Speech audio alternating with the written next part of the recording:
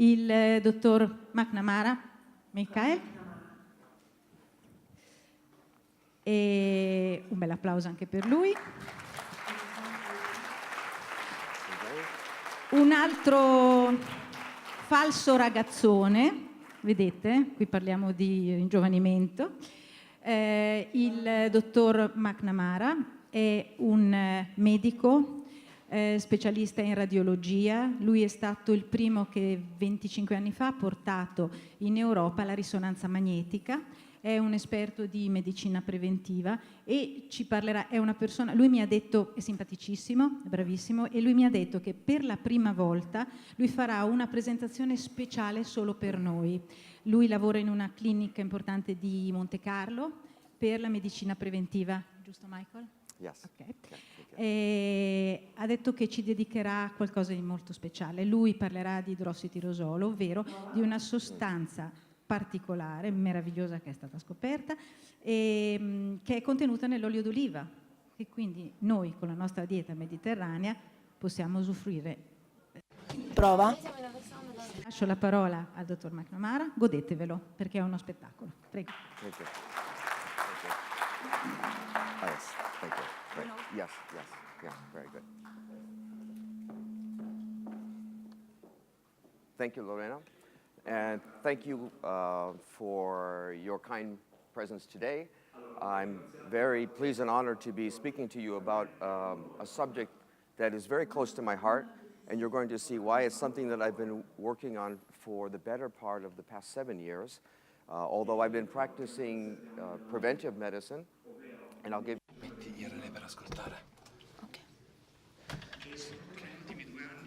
Les 2 dernières années, j'ai fait d'autres découvertes. Donc j'ai trouvé un argument très important que je peux vous proposer aujourd'hui. Donc pour traiter aussi des maladies qui sont les plus courantes. Et j'ai voulu donc trouver une méthode appropriée pour les traiter. Et aujourd'hui, donc, je vous expliquerai ce qui m'a poussé à parler de cette chose. Donc, en tant que médecin et surtout grâce à l'invention d'Internet, le niveau d'information médicale est toujours plus disponible. On peut avoir tous accès aux informations médicales et pour moi, c'est un grand honneur. Et simplement parce que je me pose beaucoup de questions et les personnes aussi m'en posent. Et les personnes font aussi des diagnostics tout seuls sans l'aide d'un médecin et ce n'est pas forcément positif. Et de temps en temps, se sont aussi responsables parce qu'on fait des recherches sur Internet pour faire des recherches, savoir les causes d'un mal de tête.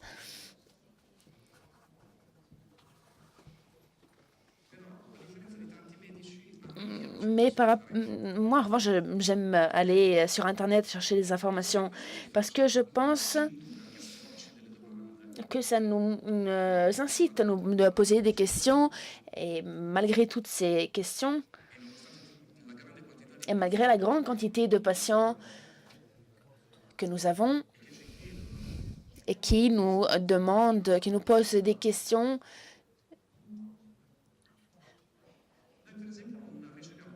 par exemple, nous avons des questions qui parlent du polyphénol et c'est très important. C'est un élément très surtout dans ma présentation. Et donc, je vous parlerai d'une série de recherches. Donc, je parlerai d'antioxydants. Je vous dirai ce qu'ils sont. Je parlerai aussi des nutriments, des hormones. Et tout cela est très intéressant, mais j'aimerais aussi parler de l'olivier. Et comme vous pouvez le voir, c'est un arbre peut vivre plus de 2000 ans.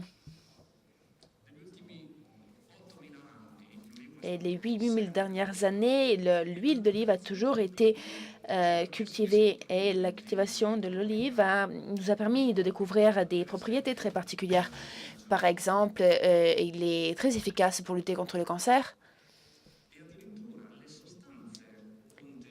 Et les substances aussi qui sont contenues à l'intérieur de l'olivier permettent à l'olivier de vivre très longtemps, jusqu'à même 2-3 000 ans.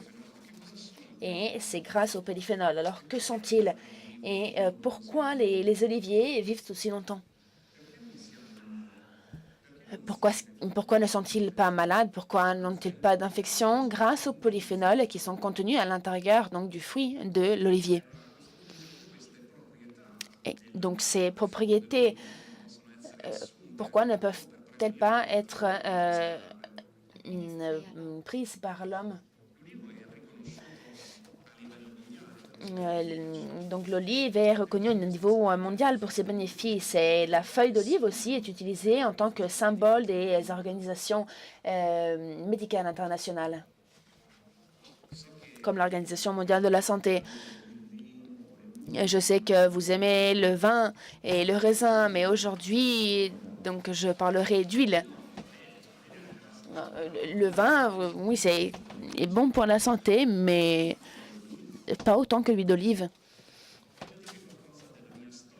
Alors, je voudrais un peu vous parler de mon expérience professionnelle. J'ai étudié la médecine aux États-Unis, dans le Michigan. Puis j'ai approfondi mes études en chirurgie générale en Californie. Puis je suis devenue radiologue. Et j'ai été un des premiers dans le secteur de la résonance par imagerie. Et j'ai aussi vendu donc un service à l'hôpital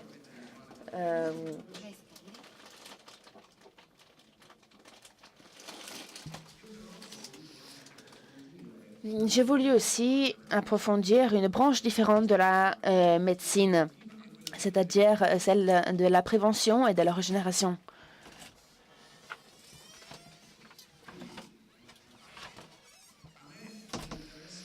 Donc, ce qui m'intéresse, c'est d'avoir donc un comportement proactif par rapport à la médecine. Donc, c'est-à-dire que je préfère donc prévenir plutôt que guérir. Et donc, nous avons créé des mécanismes et des dispositifs pour développer le concept de médecine préventionnelle en ce qui concerne le corps entier. Et donc, nous proposons aussi dans les centres de thérapie des parcours diagnostiques personnalisés. Par exemple, en ce qui concerne le cancer.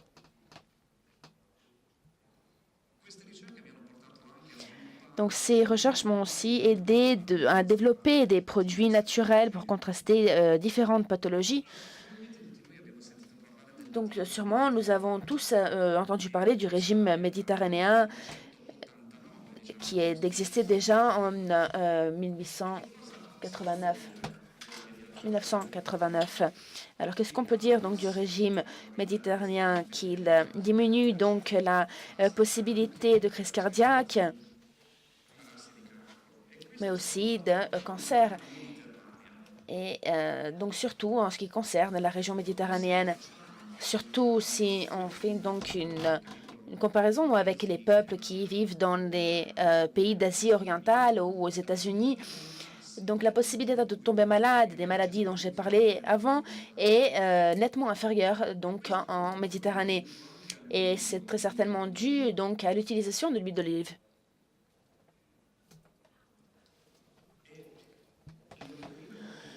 Et donc, l'huile d'olive est donc le composant plus important du régime méditerranéen. Nous avons analysé l'huile d'olive et aussi donc sa partie grasse, les phénols qui sont présents à l'intérieur, et nous avons découvert que les polyphénols ont une fonction très importante.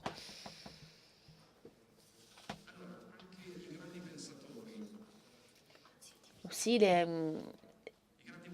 grands penseurs ont toujours été une fonte d'inspiration pour les médecins aussi. Einstein, par exemple, était végétarien.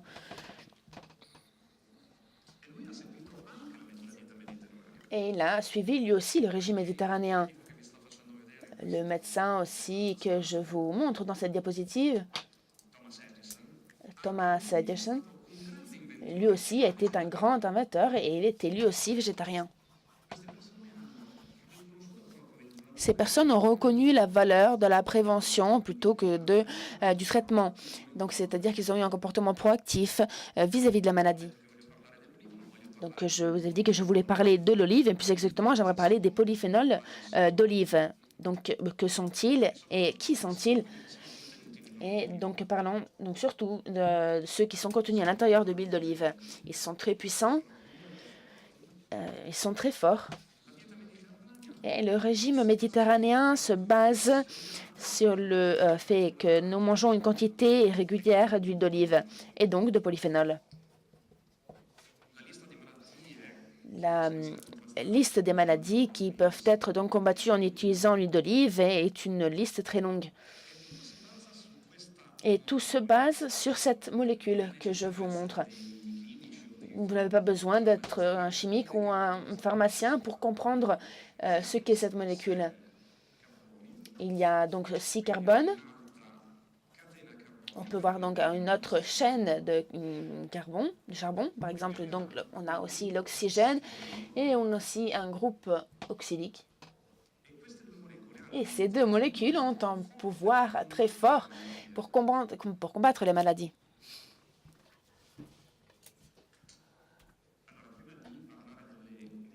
Donc, avant de parler donc, des bases de la médecine, j'aimerais vous dire que tout ce dont nous parlons est basé donc, sur la science. Donc, tout ce que vous verrez a été publié. Ce sont des informations donc officielles. Si vous voulez d'autres informations sur ce thème, à la fin de cette conférence aussi, je peux volontiers répondre à vos questions.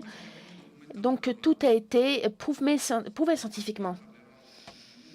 Alors maintenant, donc, je parlerai d'un polyphénol particulier, c'est-à-dire l'hydroxytyrosol. C'est un polyphénol qui est très puissant, qui a des propriétés antioxydantes, anti-inflammatoires, anti-vieillissement. Et elle est aussi très présent à l'intérieur de l'huile extra vierge d'olive, et elle a aussi la présence d'oléuropéine qui est présente en très grande concentration à l'intérieur des feuilles des olives. Et il a aussi des pouvoirs pour lutter contre le cancer. Et donc, dans ce processus de maturation de l'olive, les molécules qui se développent sont donc l'hydroxytyrosol et l'oléuropéine. Nous avons aussi l'oléocanthal, qui est très utilisé en ce qui concerne la prévention cancéreuse et qui est aussi présent à l'intérieur de l'huile d'olive. Vous n'avez pas besoin d'être un chimique pour comprendre donc la composition, donc dans ce cas-là, de l'hydrolysol, de l'oléuropéine. Ils sont donc composés d'anneaux d'hydrogène. Nous avons des molécules de phénol et nous avons donc 6 anneaux de charbon. Et donc, de cette manière, ils créent l'acide folique. Nous avons donc différents types polyphénoliques, c'est-à-dire, voilà pourquoi on les appelle donc les polyphénols. Ces polyphénols sont présents naturellement et ils peuvent aussi contenir des anneaux phénoliques complexes, comme par exemple dans l'huile, dans l'oléocanthal. Quelque chose de très important, c'est le niveau de toxicité des polyphénols. Et donc, c'est un argument dont on pourrait parler longtemps. Et je pense que très peu d'entre eux donc ont démontré une sorte d'intolérance à l'huile d'olive. Et en Italie, l'Italie est le pays de l'huile d'olive. Et en ce qui me concerne, je pense que personne n'est allergique à l'huile d'olive ou que personne n'a des problèmes gastriques liés à l'huile d'olive. Ce sont peut-être des cas à part. Donc, nous avons aussi fait un examen de la toxicité. Nous avons donc analysé 2000 mg donc la consommation de 2000 mg d'huile par jour pour voir si on avait des cas de toxicité. Mais il n'y avait aucune manifestation évidente. Donc c'est exactement la période de récolte des olives. Donc quand nous les recueillons, les olives sont donc écrasées. Et donc les deux molécules s'unissent donc à l'huile d'olive. Et 2% des polyphénols contenus à l'intérieur du fruit sont très importants pour notre régime et pour notre santé. Mais une bonne partie de ces polyphénols finiront dans les eaux de végétation de l'olive. Donc cette eau est gaspillée malheureusement puisqu'elle est jetée. Donc que se passe-t-il quand ces polyphénols sont rejetés? Donc comme je vous ai expliqué tout à l'heure, il y a 6-7 ans, j'étais intéressée par cet argument, donc j'ai essayé de recueillir cette eau et de l'analyser. Et donc j'ai essayé de créer un produit avec un contenu élevé de polyphénol, donc pour comprendre un des éléments qui constitue le régime méditerranéen. Donc on ne peut pas boire des milliers de litres d'huile. Donc on a essayé d'analyser les propriétés donc, des polyphénols. Cette substance donc, se peut présenter sous forme liquide, mais aussi sous forme de poudreuse.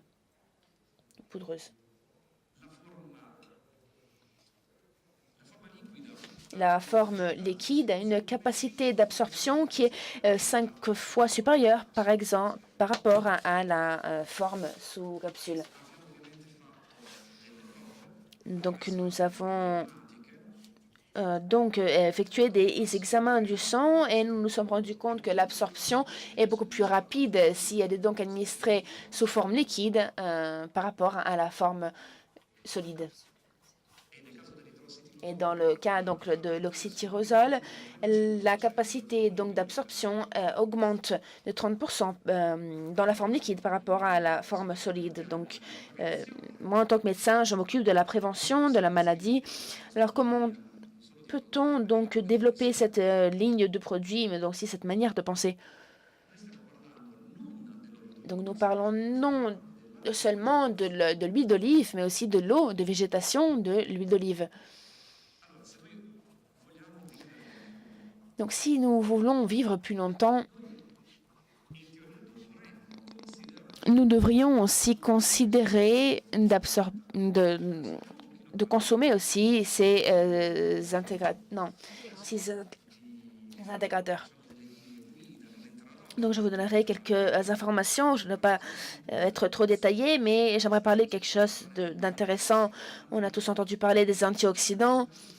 Et les antioxydants sont toujours plus disponibles sur le marché. Donc, on a entendu parler des radicaux libres qui sont dangereux, surtout s'ils s'accumulent en grande quantité. Et donc, nous avons besoin d'antioxydants.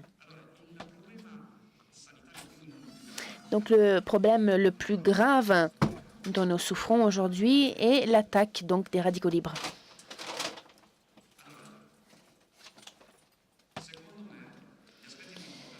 Selon moi, donc, les aspects plus importants des polyphényls sont les capacités antioxydantes et anti-inflammatoires.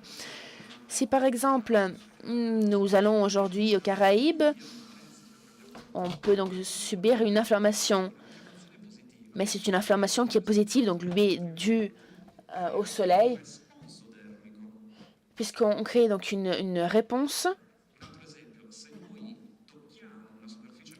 Par exemple, si on touche une superficie chaude, on sent de la chaleur, donc c'est-à-dire une information que la source extérieure envoie à notre corps. Et c'est donc une information, mais ce type d'information dont je veux vous parler est différente.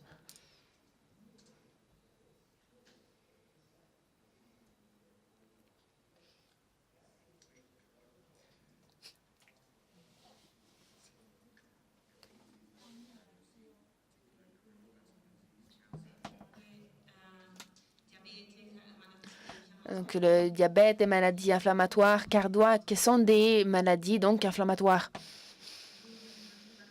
Et en ce qui concerne l'inflammation, on peut donc administrer des polyphénols en extrait liquide, mais est-ce qu'on est capable de véritablement mesurer les effets? Puisqu'il faut donc être capable de mesurer ces effets, et grâce au TNF, les anti-TNF alpha, qui luttent contre l'inflammation, si donc nous administrons l'hydroxytyrosol, lui seul ne fonctionne pas, et donc on peut le mesurer. Et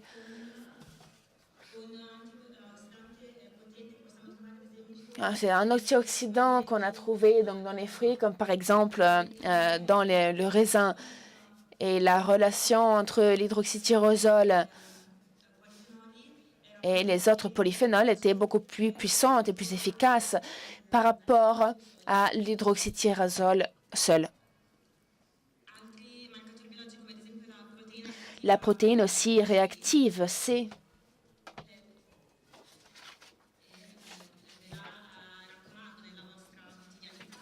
qui est donc présente dans votre quotidien, c'est donc un biomarqueur qui réduit l'inflammation.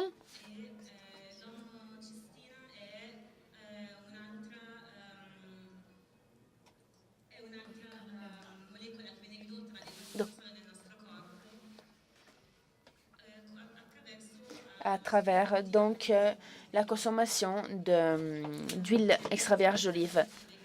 Donc, c'est-à-dire que les radicaux libres augmentent. Alors, j'aimerais vous expliquer donc ce que sont, c'est-à-dire ce sont des atomes auxquels manque un électron pour donc être équilibré. Et l'antioxydant est une substance comme l'hydroxytyrosol, c'est-à-dire que c'est une substance qui donne à l'électron et donc qui aide à prévenir donc la dangerosité en donnant donc un électron de manière à ce qu'il soit plus dangereux pour le corps. C'est-à-dire que l'hydroxytyrosol donne donc un électron. Et donc pourquoi l'hydroxytyrosol n'est pas dangereux? Parce que l'antioxydant a donc des propriétés régénératrices. L'électron qui a été perdu,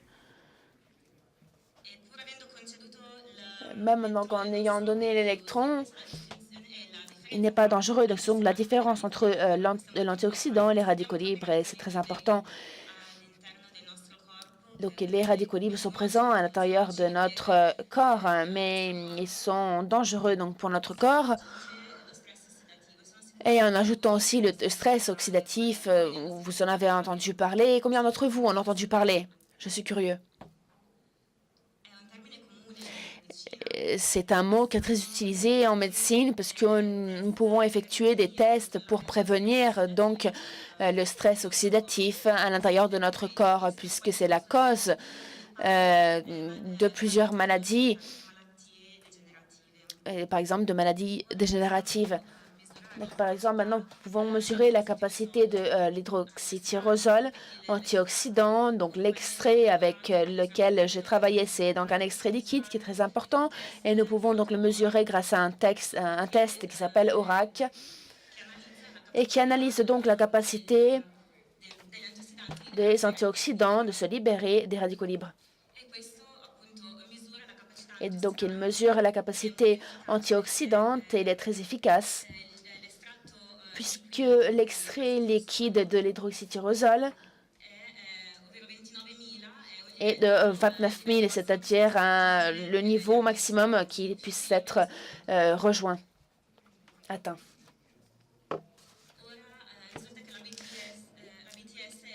La BTS donc, est une autre méthode très connue dans beaucoup de cas. vous pouvez voir que le niveau ORAC était égal à 0 et c'est pour cette raison que nous avons utilisé donc d'autres méthodes comme l'ABTS. Mais donc l'antécédent plus important est donc l'hydroxytyrosol de l'olive. Une autre molécule qui contribue donc au stress oxydatif est la ROS, c'est-à-dire des espèces réactives dont je parlerai souvent aujourd'hui. Et donc, qu'est-ce qu'une ROS? C'est une molécule qui active chimiquement et donc qui est faite d'oxygène. Donc, quand elle est en trop grande présence dans notre corps, les radicaux libres peuvent provoquer donc des dommages sur notre peau et c'est donc un effet négatif. Et donc, cela crée une situation de déséquilibre. Donc, c'est-à-dire que le stress oxydatif, donc plus élevé par rapport à la quantité d'acide de notre corps, et donc on développe des maladies. Donc, on ne peut pas toujours mesurer à travers les analyses de sang. Mais nous pouvons donc combattre ce genre de situation pour éviter donc des maladies cardiaques, de diabète, etc. Et tout ce que nous devons faire, c'est d'augmenter la quantité d'antioxydants que nous mangeons de manière quotidienne. Et donc voilà le rôle de l'hydroxytyrosol parce qu'il peut donc équilibrer notre équilibre.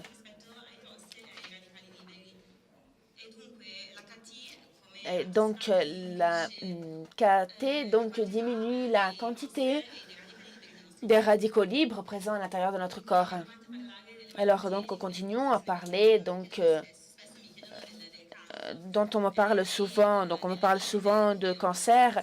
Et le cancer est donc une des pathologies les plus diffuses. C'est une pathologie évidemment dangereuse.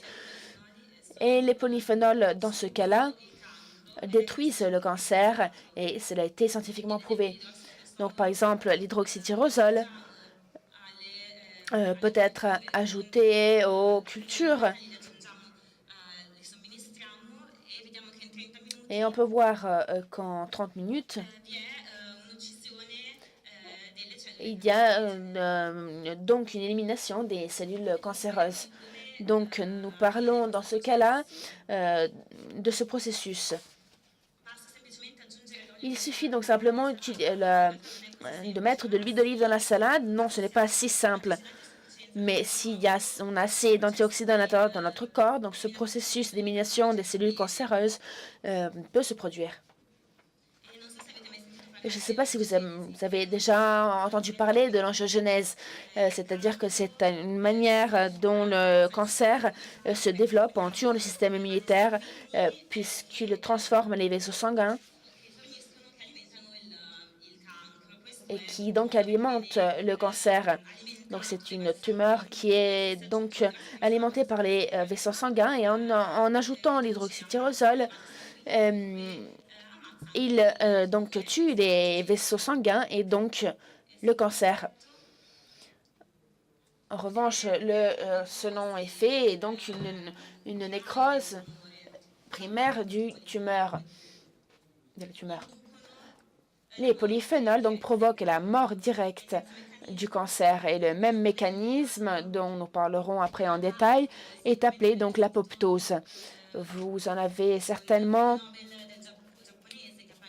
déjà entendu parler du prix Nobel japonais donc, qui a parlé de l'apoptose, c'est-à-dire la phase finale quand les cellules meurent. Donc, quand elles sont malades, et donc les polyphénols produisent donc l'apoptose.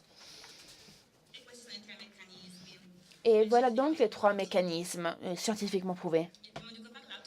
Le premier dont j'ai parlé est l'angiogenèse.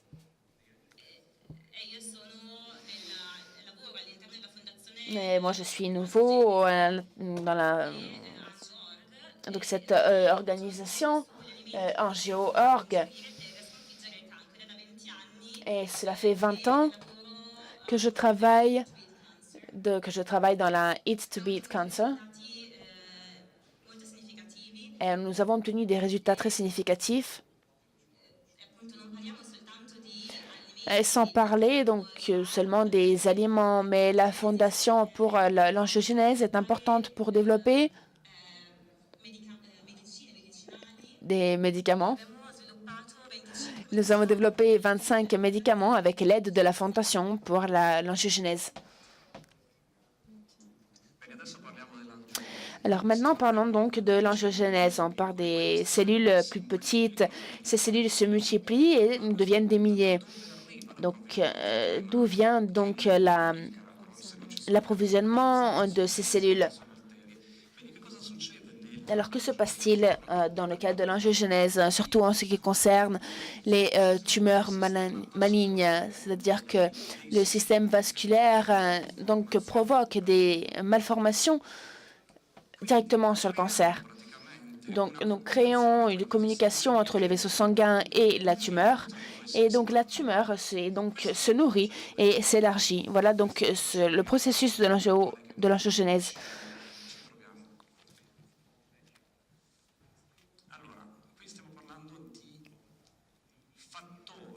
Donc, nous parlons donc de facteurs d'augmentation endophilique. Donc, qu'est-ce qui se passe quand on crée ce produit? Alors, la médecine préventive, aujourd'hui, veut trouver une solution pour détruire ces facteurs en utilisant des moyens naturels, par exemple l'huile cantale.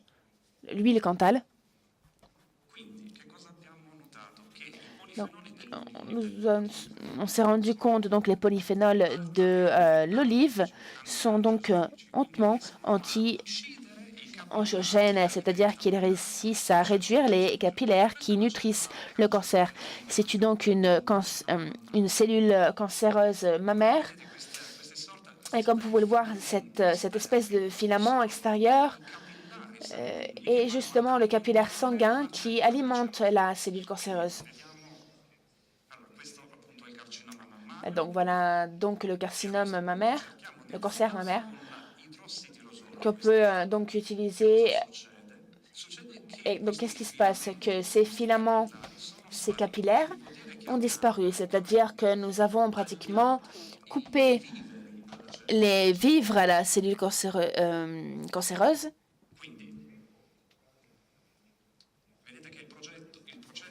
Et vous voyez que donc le processus angiogenèse est donc bloqué. Et donc, grâce à l'hydrotyrosol et produits qui sont dérivés, ça a déjà été prouvé cliniquement, donc ça fonctionne.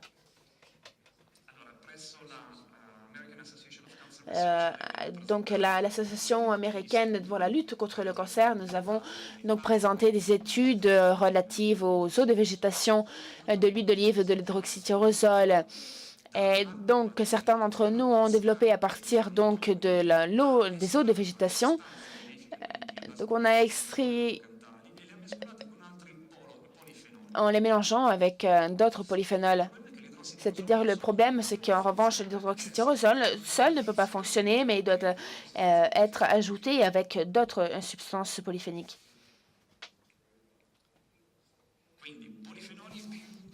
Donc, les polyphénols moins puissants avec l'hydroxytyrosol réussissent donc à obtenir des résultats beaucoup plus efficaces par rapport à l'utilisation seule de l'hydroxytyrosol. C'est-à-dire qu'on parle de l'huile cantale. Et donc, cette combinaison qui combat donc la prolifération des cellules cancéreuses. Et donc, par exemple, c'est un modèle pour démontrer donc l'angiogène. Ces cellules ont été prélevées et cultivées. Nous avons analysé les niveaux d'hémoglobine présents à l'intérieur de cette cellule. Et on a donc administré une quantité d'hydroxytyrosol. En tuant donc ce processus, on a pu voir comment la cellule s'était presque purifiée parce qu'elle n'était plus alimentée par le sang. Et comme vous pouvez voir, donc, ce modèle est un modèle très important et très puissant. Donc maintenant, en revanche, parlons de protection en ce qui concerne le cancer du sein. Donc ce type de cancer est le type qui fait en sorte que les patients me demandent le plus de traitements. C'est un type de cancer très important et très connu par les femmes. Je ne sais pas combien d'entre vous ont subi ce cancer. Et cette étude donc, qui était approuvée par Predimed, plusieurs centaines de milliers de personnes ont participé à cette étude en Espagne et c'était donc des personnes, hommes et femmes, qui suivaient donc un régime méditerranéen. Et donc, qu'est-ce qu'on a découvert durant cette étude? Que 4282 femmes ont pratiquement mangé consommé donc une bouteille d'huile par semaine et les tests, les résultats les analyses de sang ont donc vérifié aussi les niveaux de polyphénol à l'intérieur du sang. Donc, nous avons déterminé aussi combien de personnes sont tombées malades donc de cancer du sein par rapport aux femmes qui n'avaient pas donc consommé la quantité d'huile qui avait été prescrite. Et nous avons découvert que grâce à la consommation d'huile d'olive, d'huile extra vierge d'olive, un nombre mineur de femmes donc avaient ce cancer grâce donc aux propriétés de l'hydroxytyrosol. Et c'est aussi utile en ce qui concerne la prévention du cancer du sein. Mais combien d'entre vous pensent effectivement à la prévention du cancer dans notre vie quotidienne? Combien d'entre nous y pensent et combien n'y pensent pas? Beaucoup de mes patients n'y avaient jamais pensé avant de venir me voir.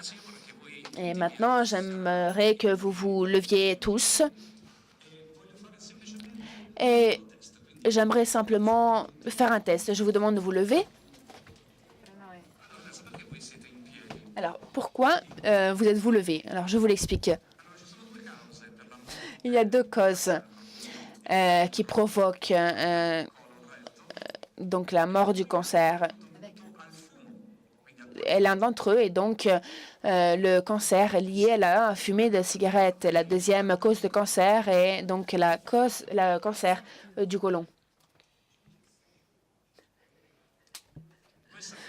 Vous savez que chaque heure, si vous vous levez quelques minutes,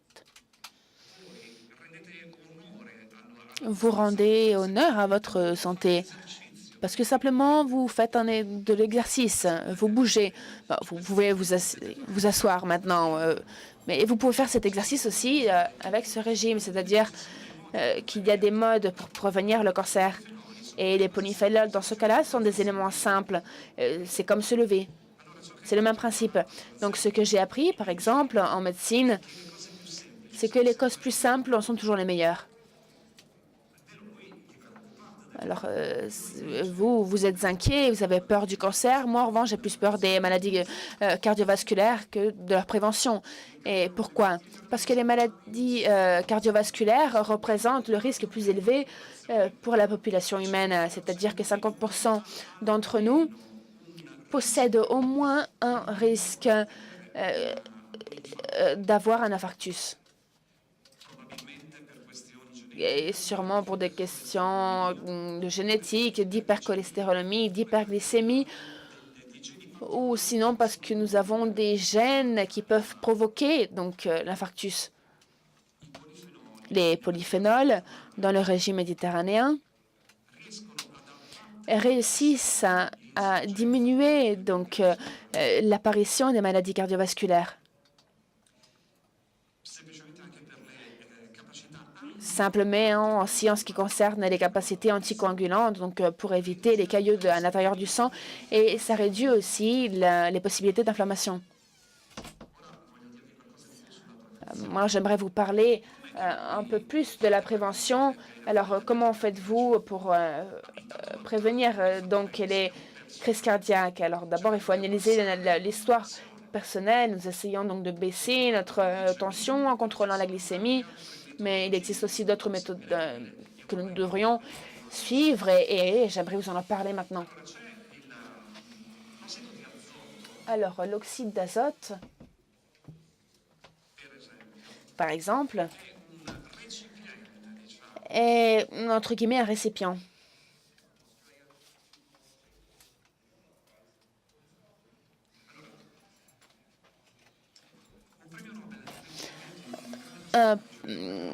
Par exemple, vous recevez un prix Nobel pour avoir découvert des nouvelles possibilités en ce qui concerne l'oxyde d'azote en tant qu'antioxydant. Donc, vous voyez qu'on a donc un capillaire avec un diamètre régulier. Et après avoir ingéré une certaine quantité d'hydroxytyrosol, on remarque que les parois des artères et des veines, l'endothèle, est plus résistant. Donc, vous pouvez voir donc les muscles qui entourent donc les vaisseaux. Les polyphénols créent une sorte d'expansion des vaisseaux, peut-être. Donc, la cause importante dont je voulais parler est donc le cholestérol. Nous en avons tous peur, nous le contrôlons, et beaucoup d'entre vous aussi prennent des statines. Ce sont des molécules pharmaceutiques qui baissent donc la quantité de cholestérol, mais ce n'est pas important avoir un niveau trop bas donc de cholestérol LDL. Mais ce qui est important, c'est de ne pas oxyder notre cholestérol. Par exemple, mon grand-père aussi avait un niveau très haut de cholestérol, mais il n'a pas eu de problème particulier. Tout simplement parce qu'il était capable d'oxyder, entre guillemets, l'LDL, c'est-à-dire d'empêcher la transformation en cellules négatives. Donc, comme je l'ai dit, tout est publié donc, dans les journaux et je peux vous donner donc, les références. Donc, les polyphénols d'olive réduisent le mauvais cholestérol et c'est donc un élément qui a été scientifiquement prouvé. Mais pour revenir donc au LBD, pourquoi est-ce qu'on l'appelle donc le mauvais cholestérol? Parce qu'il n'obstrue pas les veines, à moins qu'elles soient oxydées. Et effectivement, l'LBD donc bloque les veines parce que les macrophages s'accumulent à l'intérieur des parois. Les parois créent des plaques. Et donc, quand elles s'enflamment, elles créent des maladies vasculaires. Et donc, c'est donc la meilleure manière. C'est là parce que le régime méditerranéen réduit le risque de maladies cardiovasculaires parce qu'elle réduit l'oxydation, indépendamment du niveau de LBD dans notre sang. Vous avez entendu parler de le cholestérol bon, LHL, et jusqu'à ce moment, on a essayé d'argumenter les niveaux de LD. J'ai fait le même, mais on a découvert qu'une argumentation de LHD, c'est pas la solution. Donc, sur le rôle de cholestérol positif est celui d'éliminer les plaques de notre veine lorsqu'elles sont coagulées. Et donc, c'est une maladie réversible. Mais cela ne se passe pas à travers l'argumentation de LHD, mais à travers l'oxydation de LDL.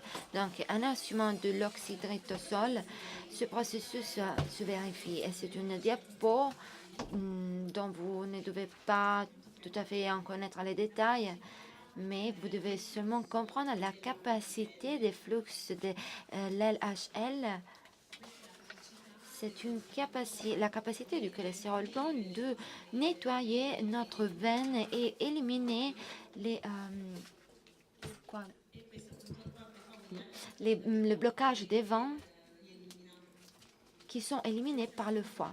Si l'on assume tous les jours de l'oxyditrylosol et les polyphénols, on augmente la fonction de la LHL, indépendamment de votre état. Par exemple, l'artérosclérose, même pour les enfants de 5 ans, parce qu'il est très rare qu'un enfant très jeune ait ce type de pathologie, parce qu'elle se développe dès que l'on est très jeune à cause de la pollution. Et ici à Milan, c'est un problème très grave, parce que lorsque l'index de pollution est haute, ce type de pollution dans notre organisme provoque des maladies comme l'infarctus et l'AVC. Et donc, on a besoin du niveau maximal d'antioxydants. Et c'est un autre document, un autre travail de l'argumentation de LDL à travers les polyphénols. Et si vous voulez en savoir plus, on peut en parler après. Un autre risque est l'autre pression sanguine, et personne ne l'avait. Mais on disait qu'elle devait être 140/90. Mais qu'est-ce qui se passe si on passe à 130/80? Cela réduit le risque cardiaque de 50%. Donc les limites sont plus 140. Mais vous devez considérer 130/80 et probablement vous allez vivre 10 années plus. Et une autre façon pour réduire la pression sanguine est de perdre du poids, parce que 75% des fois, ce sont des problèmes causés par la DIP, les grasses. Mais en même temps, il faut consommer des polyphénols, spécialement en ce qui concerne les femmes qui sont le sujet de notre étude. La systolique est diminuée de 7 millilitres et cela est un résultat très important. Imaginez-vous d'augmenter la concentration de polyphénols. On pourrait augmenter les résultats 10 fois. La fumée des cigarettes qui cause d'inflammation. Le tabac crée des inflammations. Aussi, la fumée secondaire dans notre vie quotidienne provoque d'inflammation, et donc c'est dangereux pour nous. Et si l'on subit de la fumée secondaire, cela, de tabagisme passif, cela provoque d'inflammation. Et donc, cela fait développer des maladies que l'on cherche à combattre à travers les polyphénols. Et les patients qui sont de fumeurs refusent d'arrêter de fumer. Et donc, ils doivent augmenter la quantité de polyphénols à consommer. Il a été scientifiquement prouvé que le risque diminue grâce à l'hydroxytyrosol. Par exemple, en Chine, il y a 1,4 milliard de personnes fumeurs, mais ils sont donc de fumeurs, et cela provoque inflammation dans la société. Mais si l'on peut convaincre les personnes à consommer d'oxyditrylosol, on peut avoir des meilleurs résultats. En effet, en ce qui concerne le diabète, on peut réduire la glycémie grâce à la consommation de Il y a beaucoup de personnes dans le monde qui souffrent de diabète en Italie, mais la Chine et aux États-Unis ont un taux très haut de diabète. 70% des Américains sont surpoids et ils sont obèses. Et on peut réduire l'obésité, qui est une véritable épidémie, à travers l'hydroxytyrosol. En effet, les 70% aux États-Unis est surpoids ou obèse, et la Chine est aux premières places dans le monde. L'obésité est une maladie inflammatoire et tout est réduit à l'augmentation d'antioxydants dans notre corps pour balancer l'équilibre corporel. Donc, les antioxydants ne font pas perdre de poids, mais font réduire le risque de développer maladies dues à l'obésité.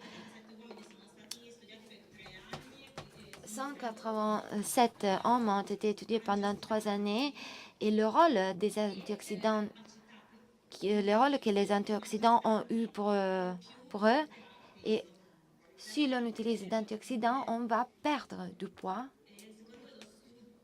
on va grossir. Et selon une étude de 2012, on a étudié combien d'adultes. Donc les 5%, c'est 95% d'adultes dans le monde entier souffrent d'arthrite. Il s'agit d'une maladie très commune qui cause d'inflammation et on peut la guérir à travers l'hydroxytyrosol parce que l'hydroxytyrosol combat l'inflammation et combat les enzymes provoquant l'inflammation.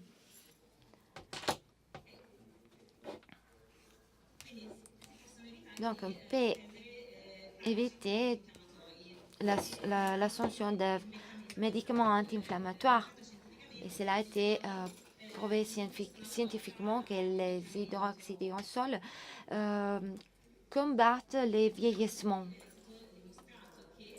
Et on a démontré que ce sont des gènes de la longévité, SIRT1 et CRT2, CRT3, ils sont diminués grâce à l'hydroxytyrosol. C'est un véritable effet anti-vieillissement. Une autre maladie inflammatoire que l'on connaît, causée par l'accumulation d'amyloïdes, c'est-à-dire la maladie d'Alzheimer. Si l'on consomme une quantité suffisante d'hydroxytyrosol, l'amyloïde peut être éliminé et cela nous protège de façon préventive de la maladie de l'Alzheimer, mais et aussi toutes les maladies qui sont pareilles à la démence, comme la démence sénile, et puis on doit faire du sport. Par exemple, si nous faisons trop d'exercice, on produit des radicaux libres qui peuvent induire inflammation dans notre corps. Et en traitant les personnes qui font beaucoup d'activités physiques, en les traitant avec l'hydroxytyrosol, on est arrivé à réduire la production des radicaux libres. Donc, l'extrait d'huile d'olive que j'utilise sont disponibles ici. Et il s'agit de produits qui contiennent hydroxytyrosol provenant d'autres polyphénols. Et ce produit a été approuvé par les universités qui s'occupent d'études contre les cancers angiogénèse et ils étudient les antioxydants. Et je voudrais que vous réfléchissiez sur le fait qu'on a des maladies très communes. Beaucoup d'entre nous vont mourir à cause de problèmes cardiaques, presque les 70%. Mais n'importe quel type d'infarctus peut être évité en faisant attention au régime, en faisant du sport, mais on devrait aussi consommer une quantité de polyphénols suffisant, parmi lesquels l'hydroxytyrosol, pour prévenir les maladies. Je vais seulement vous dire que cette substance fonctionne suffisante. Et tout ce que j'ai dit a été reconnu à niveau global.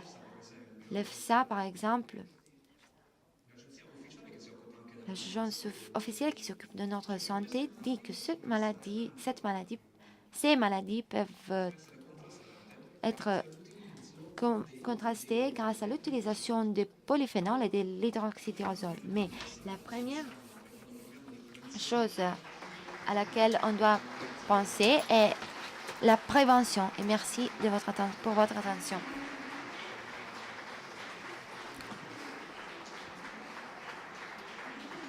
Si vous avez vu que c'est pour vous un cadeau, Vous avez vu comment ces substances sont anti-vieillissement, nous maintiennent très bien, nous maintiennent en forme. Et vous pouvez trouver ce produit en bas. Ce produit en bas.